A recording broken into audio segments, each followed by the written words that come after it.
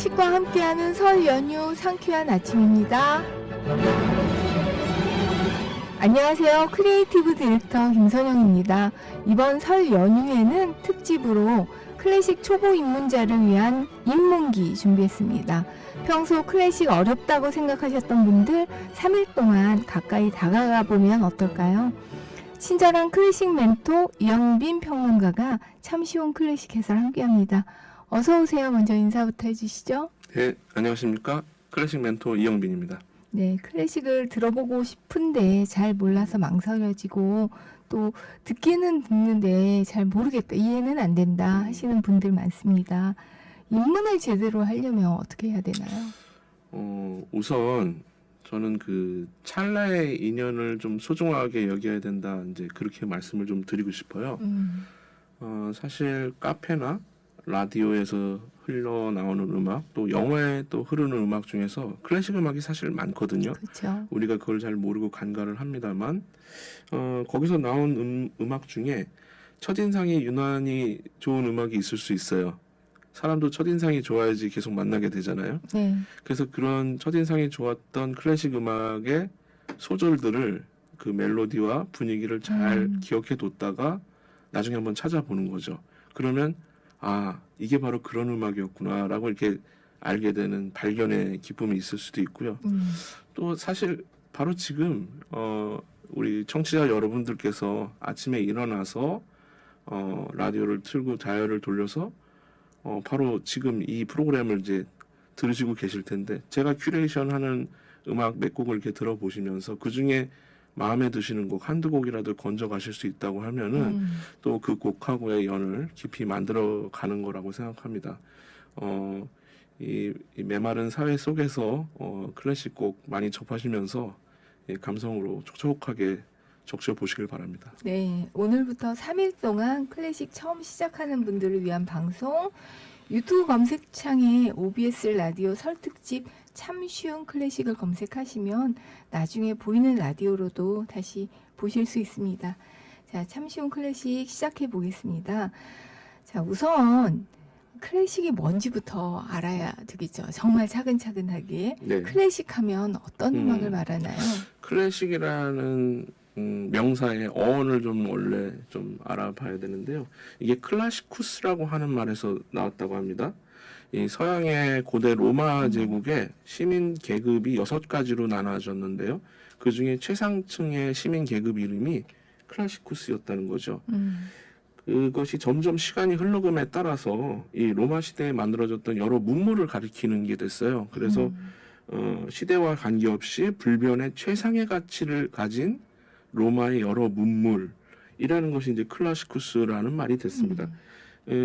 유럽인들이 볼 때는 항상 로마가 그 로망의 나라거든요. 예, 그래서 이 가장 이상적인 벨 에포크 시대인 로마에서 나왔던 여러 미술, 조각, 건축, 또 철학에 이르기까지 모든 그런 부분들을 유럽인들은 클라시쿠스라고 총칭을 했던 건데, 이제 시간이 흘러감에 따라서 좀 더 심플하게 클래시컬 뮤직이라고 해서 서양 고전 음악만을 이제 클래식 음악이라고 이제 단일화해서 부르게 된 것이죠. 결국은 클라시쿠스라는 여러 문물을 총칭했던 것이 클래식 음악이라는 것으로 일원화되었다, 이렇게 보시면 되겠습니다. 네, 서양 고전 음악을 이제 클래식이라고 한다. 자, 클래식은 왠지 공부를 좀 하면서 들어야 될 것 같은 그런 느낌도, 좀 부담도 느껴집니다. 좀 팁 좀 주십시오. 제가 늘 그런 얘기를 드리는데, 음악에 앞서서 음악가가 좀 매력적이어야 음악이 들리거든요. 그래서 음악가들에 대해서 먼저 친숙해 주는 게 굉장히 필요합니다. 그래서 우리가 왜 그 누구든지 거의 어렸을 때 보면 모차르트나 베토벤, 슈베르트 뭐 이 정도 음악가들의 전기를 한 번씩은 읽어본 경험이 있을 겁니다. 바로 그런 전기문을 포함해서 이 작곡가의 생애나 작품에 대해서 해설을 하고 있는 여러 서적이나 잡지가 많이 있어요. 그런 부분들을 좀 많이 섭렵해 가면서 이 음악가들을 친숙해지시면 좋을 것 같고, 그리고 이 작곡가들이 가졌던 여러 생각들이 있습니다. 그런 것들을 알려면 시대적 상황을 좀 이해해야 되거든요. 그래서 그때 당시에 예술사, 문화사 같은 그런 역사를 좀 많이 공부하는 것이 좋겠습니다. 말씀하셨지만 클래식은 이 대중음악처럼 이제 착착 귀에 감기는 게 아니고 그래서 이 문학이나 철학 같은 인문학적인 어떤 기반과 자각 이런 것들이 좀 있어야 아무래도 좀 귀에 들려온다라고 말씀드릴 수 있겠습니다. 네. 처음 시작하는 분들이 클래식 입문곡으로 좀 들으면 좋을 만한 추천곡이 있으시면 좀 알려주십시오. 저는 이제 개인적으로는 베토벤, 브람스, 브루크너 이런 작곡가들의 좀 큼직한 교향곡을 좀 많이 듣는데 이제 이런 대곡들은 워낙 이제 어렵기도 하고요. 처음 들으시는 분들한테는 좀 정말 하품이 나올 수도 있죠. 그래서 좀 쉽고 간결한 곡이 입문곡으로는 적당할 것 같습니다. 음, 오늘 첫 곡을 소개해 주신다면 네. 어떤 곡 추천해 주실 건가요? 입문곡이라고 하더라도 이제 항상 이제 그 고민이 많이 되는데요. 근데 이제 이런 얘기가 있습니다. 초기 낭만파 작곡가들의 음악이 굉장히 멜로디도 아름답고 형식과 내용에 조화가 있어서 입문곡으로 굉장히 적절하다 그런 말들을 하는데 맞는 말입니다. 그래서 그런 차원에서 저는 이제 맨델스존의 작품을 좀 골라봤는데요. 맨델스존은 19세기의 모차르트라고 불리우는 모차르트를 어떻게 보면 능가할 수도 있는 그런 천재죠. 이 맨델스존이 21살에 로마 그랜드 투어라고 해서 이탈리아를 여행하면서 받은 여러 감명들을 음악으로 만든 게 있습니다. 이탈리아 하면은 이 맨델스존이 독일 함부르크 태생인데 독일의 그런 음습한 추위가 많은 그런 기후보다는 훨씬 더 우호적이고 밝은 기운 이런 것에 좀 많이 감명을 받았어요. 그래서 내리치는 햇살 또 시원한 바람 또 곤돌라가 떠가는 그런 베네치아의 어떤 모습 이런 것들의 그 기운을 엿볼 수 있는 교향곡 제4번 A장조 이탈리아라는 작품이 있습니다. 그 중에 가장 청명한 기운이 느껴지는 제1악장을 한번 들어보시면 좋겠는데요. 예, 카라얀이 지휘하는 베를린 필하모니 오케스트라의 연주입니다.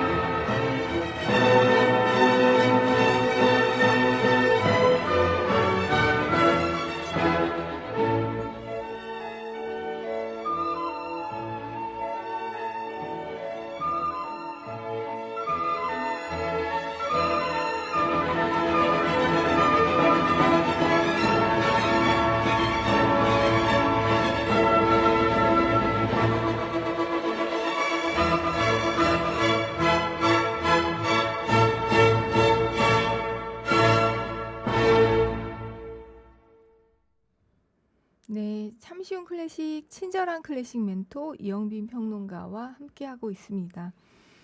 자, 멘델스존의 이탈리아 교향곡 1악장 듣고 왔는데요. 따뜻하고 화사한 느낌이 네, 드네요. 그렇습니다. 남극의 햇살 같은 느낌이 드는 곡인데 이 곡은 악기로만 연주된 곡이잖아요. 그렇죠. 네네. 클래식도 여러 장르로 구분이 되는데 참 쉬운 클래식인 만큼 좀 차근차근 어떤 네. 곡들이 있는지 설명해 주시죠. 클래식의 이제 장르 구분을 좀 하셔야 될 것 같은데요. 클래식은 일단 기본적으로 성악과 기악으로 나뉩니다. 성악은 당연히 사람의 목소리를 내서 하는 음악을 말하죠.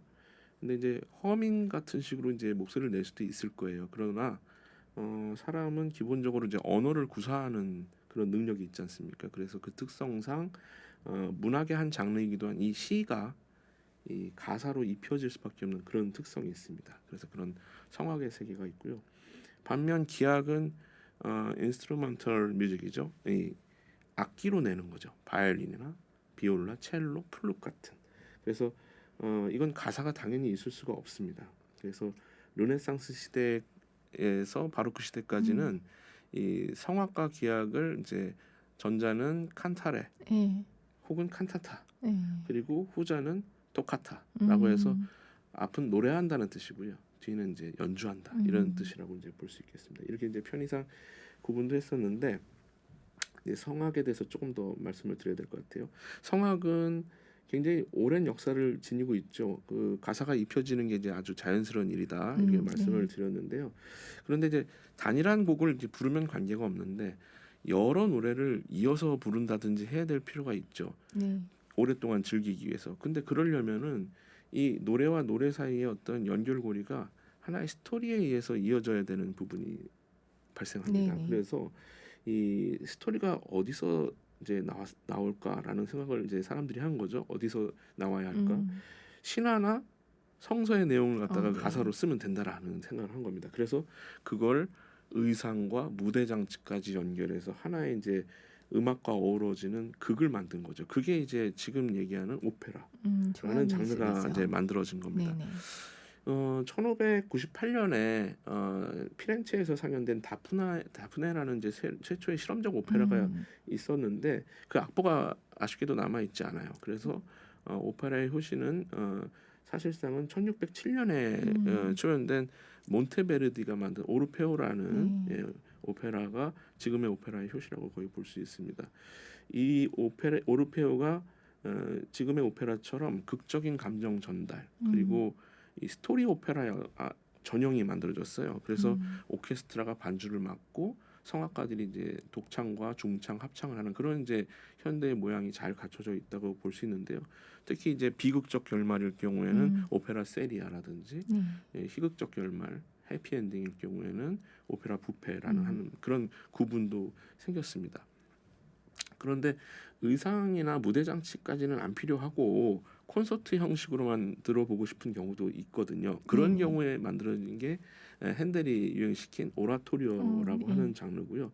또 오페라에 가만 보니까 중간에 발레를 좀 넣으면 더 화려하겠다 싶은 거죠. 그래서 마이어베어 같은 작곡가는 발레를 중간에 집어넣은 그랜드 오페라라는 것을 또 만들기도 했습니다. 이 오페라의 대본은 아까도 잠깐 말씀드렸듯이 대부분 이제 종교적 내용을 좀 예전에는 다루고 있었는데 점차 다양하게 진화됐습니다. 그래서 세속적 이야기를 자꾸 다루는 것으로 이제 발전해 나간 거예요. 그래서 지금 우리의 뭐 막장 드라마를 보듯이 현대의 어떤 치정극 같은 것들이 주류를 이루는 베르지모 오페라, 현실주의 오페라라는 그런 오페라도 나오게 됐고 또 나아가서 더 밝고 가벼운 내용, 뮤지컬 같은 데까지로 또 변화를 줄 수 있는 그 중간 장르인 오페레타라고 하는 경가극도 나타나기도 했습니다. 오페라는 이 바그너, 베르디, 푸치니 이 세 명의 거장이 낳은 여러 그 레퍼토리가 현재까지도 가장 광범위하게 애호를 받고 있는 작품들입니다. 그렇군요. 한편 기악에 대해서 좀 말씀을 드리면요, 기악에는 이제 하나의 악기가 이제 솔로로 연주하는 경우도 있을 거고 여러 악기가 이제 합주를 하는 경우도 있겠죠. 이 기악이 연주하는 형식 중에 가장 대표적인 게 소나타 형식이라고 할 수 있어요. 소나타는 형식 그 자체이면서도 장르의 이름인 음. 중의적인 의미를 갖고 있습니다. 형식적인 의미에서의 소나타를 살펴보면요. 먼저 이 음악의 흐름상 제시부, 전개부, 재현부라고 하는 주제를 제시하고 네. 점점 발전시켰다가 맨 마지막에는 그 주제가 다시 한번 등장하는 요렇게 하는 게 굉장히 흥미진진하고 네. 굉장히 매력적인 음악을 만들어갈 수 있는 방식이라는 것으로 해서 굳어진 겁니다. 그리고 그 구조를 그대로 장르의 이름으로 소나타라고 불렀던 거죠. 이 소나타라는 장르를 한 악기로만 연주할 필요는 꼭 없는 거예요, 사실은. 아, 그래서 네네. 여러 악기가 이제 같이 합주를 하게 되는 건데 두 악기가 합주를 하게 되면 디오라고 하고요. 세 악기는 트리오, 네 개의 악기는 쿼르텟. 쿼르텟? 이렇게 이제 예. 점점 쌓아 나가고 구중주까지 있습니다. 나노텟이라고 하는데요. 네. 여기까지가 이제 실내악의 범주, 챔버 뮤직의 범주라고 할 수 있겠고 이것을 넘어가면 우리들이 잘 아는 오케스트라라고 부릅니다. 그렇죠. 그래서 이 오케스트라가 연주되는 음악 중에서 가장 중요한 게 사실 교향곡이거든요. 이 심포니라고 부르는 이 교향곡의 어원을 보면요, 심이라는 게 라틴어로 함께, 폰이라는 게 이제 울리다라는 뜻이에요. 그래서 이것을 합쳐서 여러 개의 악기가 한꺼번에 울린다라는 게 이제 심포니의 어원인데 바로 이 교향곡의 발달이 또 기악의 발전에 네. 있어서 제일 중요합니다. 아까 성악에 있어서의 오페라를 말씀드렸는데 오페라가 그 전체적으로 그 연주가 될 때 가장 서두에서 오케스트라에 의해서 이 오페라의 어떤 주제나 내용을 암시하는 서곡. 독립된 연주곡이 하나가 네네. 있게 되거든요. 그것을 서곡이라고 부르는데 당시 이걸 심포니아라고 불렀습니다. 아, 그렇군요. 그런데 그 심포니아라는 게 가만 보니까 독립된 기악곡을 해도 손색이 없는 거예요. 오페라의 내용과 꼭 연계될 필요는 없겠다고 생각을 한 거죠. 그래서 향후에 오페라에서 분류가 된 서곡이 지금의 교향곡으로 발전을 하게 됐습니다. 자, 차분하게 설명을 해주셨는데 이 부분도 입문자에게는 궁금할 것 같아요. 클래식 곡이 명칭이 참 어렵잖아요. 쉽게 이해할 수 있는 방법이 있을까요? 제가 그걸 예를 들어서 좀 자주 설명을 하는 편인데 베토벤 교향곡 제5번 C단조 운명 작품 67 이게 무슨 도로명주소처럼 돼 있으니까 네네. 이게 무슨 얘기냐 도대체 이렇게 이제 생각하시는 분이 좀 있죠. 요 알쏭달쏭한 수수께끼 같은 그런 명칭을 제가 한번 좀 영어도 풀어서 나오고 숫자도 나오고 그렇습니다. 운명 한글도 예. 나오고 그래서 이게 어렵습니다. 뭐라는 얘기인가라는 걸 좀 제가 교향곡이라는 기악의 발달에 대해서 좀 말씀도 드렸지만 그걸 토대로 해서 좀 말씀드리면 일단 베토벤이라는 건 이 곡을 작곡한 작곡가고요. 교향곡은 아까 말씀드렸던 작품의 장르를 나타내죠. 그리고 제5번은 교향곡을 이 베토벤이 평생 썼을 텐데 그 중에 5번째 곡이라는 의미고 C단조는 주요 조성. 그리고 이제 작품 67 혹은 OP 67이라고 하는데 OP가 오푸스라고 하는 라틴어에서 네네. 나온 건데 오푸스가 작품이란 뜻입니다. 네네. 그래서 작품 67은 베토벤이 만든 전생에 걸쳐 만든 작품 중에 67번째 작품이다라는 것으로 네네. 이제 얘기를 하는 거죠. 그래서 이렇게 그 많은 얘기가 거쳐간 이후에 이제 드디어 부제인 운명이라는 게 나오는데요. 근데 사실은 이 부제는요. 네. 있을 수도 있고 없을 수도 있습니다. 그야말로 옵션이죠. 근데 작곡가의 의사대로라면 사실은 부제가 없어야 되는 경우가 더 많아요. 예를 들어서 베토벤은 영웅이나 전원교향곡의 부제는 붙였는데 운명교향곡의 부제는 사실 붙이지 않았습니다.